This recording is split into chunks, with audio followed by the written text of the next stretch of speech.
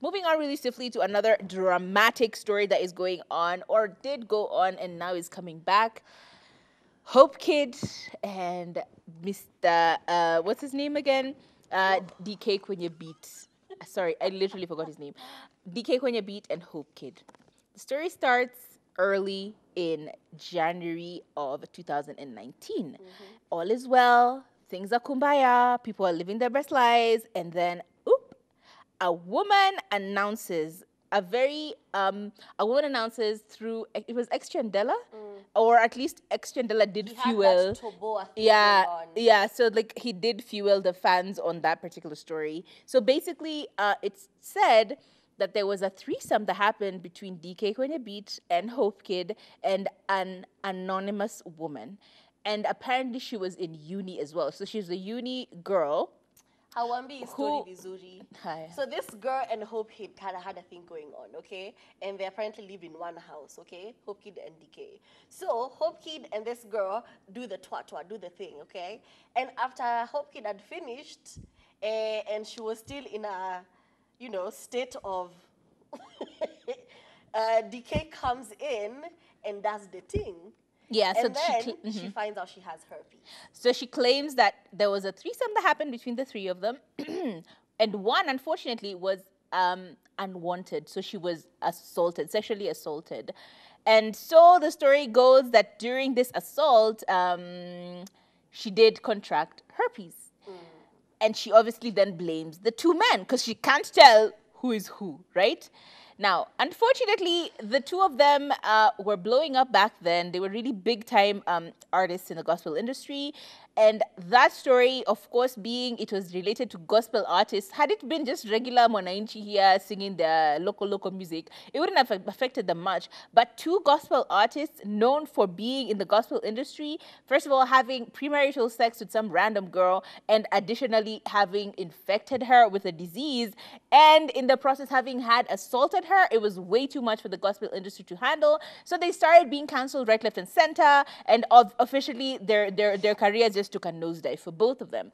But apparently their relationship, according to the rumors, had also taken a nosedive because the two of them weren't being seen together. They weren't really as cool as publicly cool as they used to be. Fuel the fire. Yes, they really just took a quiet sabbatical off of the internet, and that was the end of that, okay? But now they're coming out and actually verifying, clarifying, and being very open, well, as open as they can be about the whole story. And we start with none other than HopeKid, who is a really nice guy to begin with. I don't even know if this story was true. He has shocked us all. Anyway, so according to HopeKid, on this show that he went on with Oga Obina, he said this: the thing is, let me use an example of two people who work together. If I want to attack nitangalia nani ako karibu na wewe, for me and DK, we go way back. So many things can happen, but huyu ni mse, tulijuana for more than 20 years, our mothers are friends. He continues to say that there was an NDA that was signed that does not really allow for them to tell the story, but he very vehemently insists that none of this actually happened. They did not even know that this person existed, if at all. This was another story by DK. He's the one who said that they didn't really know her. She was an anonymous person because they actually didn't exist to begin with. But HopeKid continues to say that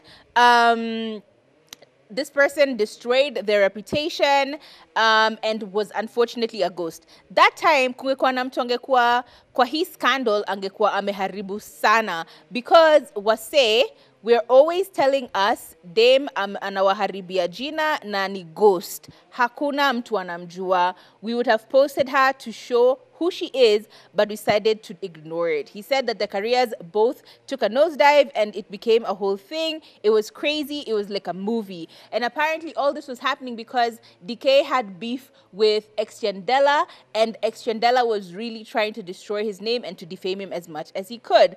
He actually continued on. The story continues on with now DK actually being very clear about it. He's saying that everything was okay in 2018 in January. All was well. And then, he says it was also a good time because it was a new phase for him. His brother was entering school and he was the breadwinner. But unfortunately, it took a nosedive as well. He says, I will live to remember. But But that was the day I was found with a scandal, a trying scandal.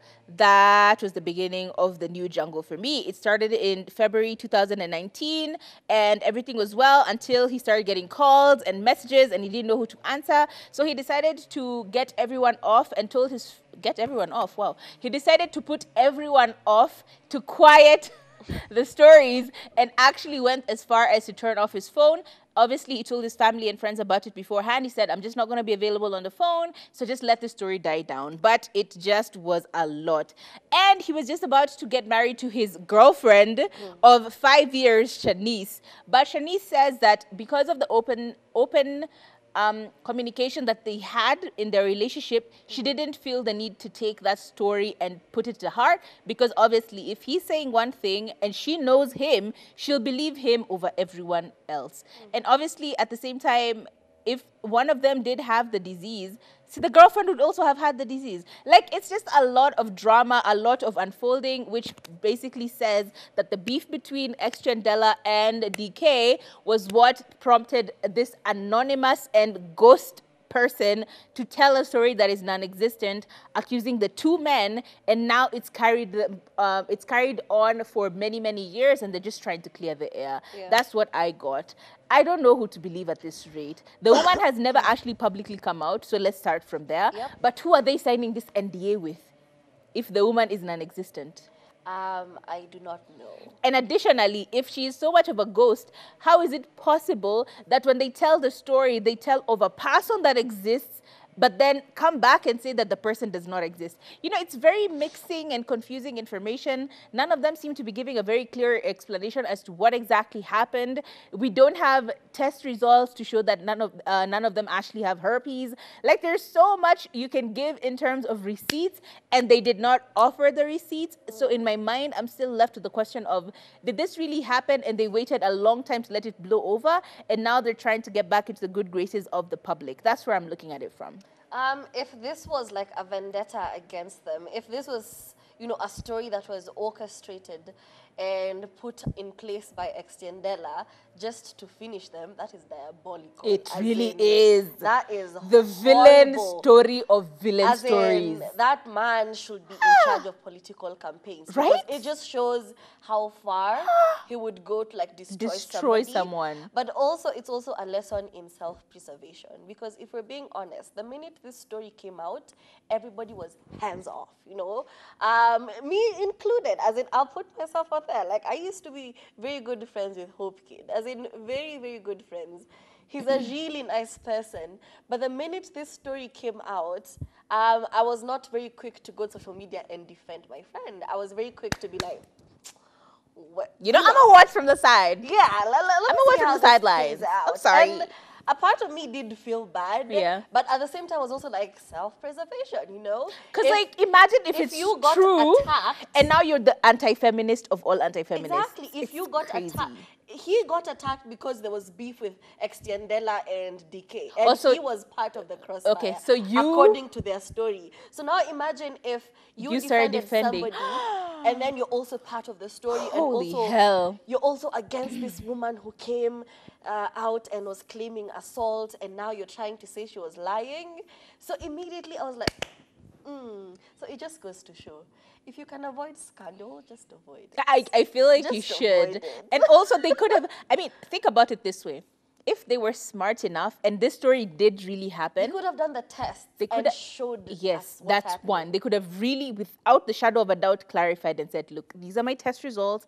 None of this happened. This woman was assaulted. They could have gotten her and done a DNA test. Because see, they can check those things. Yeah. They can get like As a in, they could swab. have been very open about the whole Yes. story. And in addition to that, they could have also maybe hushed her. I'm just saying, hush money goes a long way. But now boys. they ignored it. They were like, people will stop talking about it. But now when you're trying to make a comeback, we're very quick to remember, ain't you the two people from the threesome? You know, so it's, Worse, aren't you the rapists? that's a very heavy, Because that's what they said. That's the girl said it was sexual assault. She said she was assaulted. heavy. Anyway, I hope you'll get the second chance that you're looking for. I just hope there's closure. That's all we can say. That's all we can hope for. I hope there's closure. Mambo ni mazito na yamechemka. I don't even know what to ask you here. Like, do you believe this story? Do you not believe this story? Do you think they deserve a second chance? Do you think a police investigation should have been handled? Because this is a police case, right?